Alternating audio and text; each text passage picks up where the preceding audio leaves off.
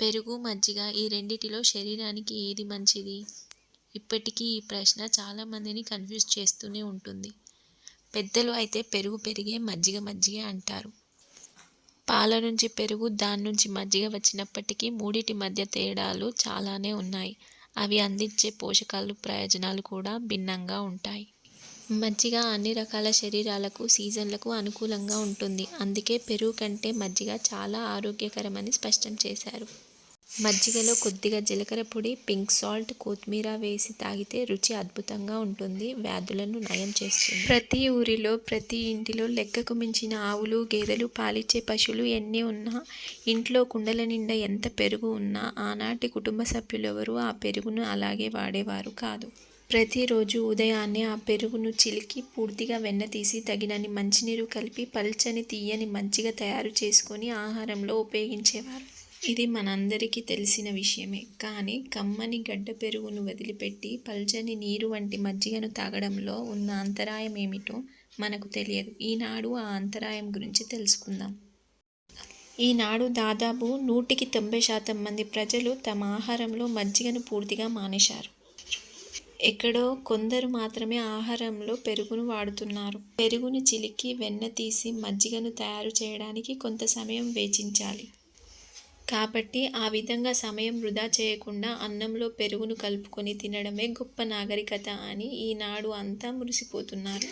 అందువల్లే ఏదో ఒక అనారోగ్య సమస్యతో బాధపడుతున్నారు. అయితే పెరుగు ఆయుక్షీణం. ముఖ్యంగా రాత్రి సమయంలో అసలు పెరుగు వాడకూడదు. అలా వాడితే ఉదరంలో వాయువు ఎక్కువయ్యి అనేక వాత రోగాలు వస్తాయని ఆయుర్వేదంలో మహర్షులు మనకు నిక్కచ్చిగా తేల్చి చెప్పారు. అయినా రోజురోజుకు కష్టపడి పనిచేసే స్వభావం కోల్పోతూ బద్ధకస్తులుగా మారుతున్న నేటి గృహిణీలు మజ్జిగను తయారు చేసి వాడడం కన్నా పెరుగును వాడటానికి ప్రాధాన్యత ఇస్తున్నారు. మజ్జిగలు 5 రకాలు. మదితం అనే మజ్జిగ. పేరుకొన్న పాలలో నీరు కలపకుండా చిలికి తయారు చేసిన మజ్జిగను మదితం మజ్జిగ అంటారు. ఇది చిక్కగా, జిడ్డుగా ఉంటుంది. ఈ మజ్జిగను ఆహారంలో వాడుతూ ఉంటే నీరసం, ఉదర రోగాలు, పైత్యం వల్ల కలిగిన వాతము, నాలుకకు రుచి తెలియకపోవడం, మూత్రం ఆగిపోవడం, నీల విరోచనాలు మొదలైనవి హరించిపోయి శరీరానికి మంచి బలం కలుగుతుంది. ఈ రకమైన మజ్జిగను మన 2 రాష్ట్రాల ప్రజలు గ్రీష్మ, శరత్, హేమంత, శిశిర ఋతువులలో సేవించి ఆరోగ్యం పొందవచ్చు. రెండవది మిలిత మజ్జిగ. పెరుగు 1 వంతు, నీళ్లు 3 వంతులు పోసి చిలికి తయారు చేసిన మజ్జిగను మిలిత మజ్జిగ అనబడుతుంది. ఇది శరీరంలోని పైత్యాన్ని హరించి అతిసార విరోచనాన్ని, రక్తంలో చేరిన వాతాన్ని, ఇంకా అనేక రోగాలను పోగొడుతుంది. ఈ మజ్జిగ అన్ని కాలాల్లో తీసుకోవచ్చు. శ్రేష్టమైనది.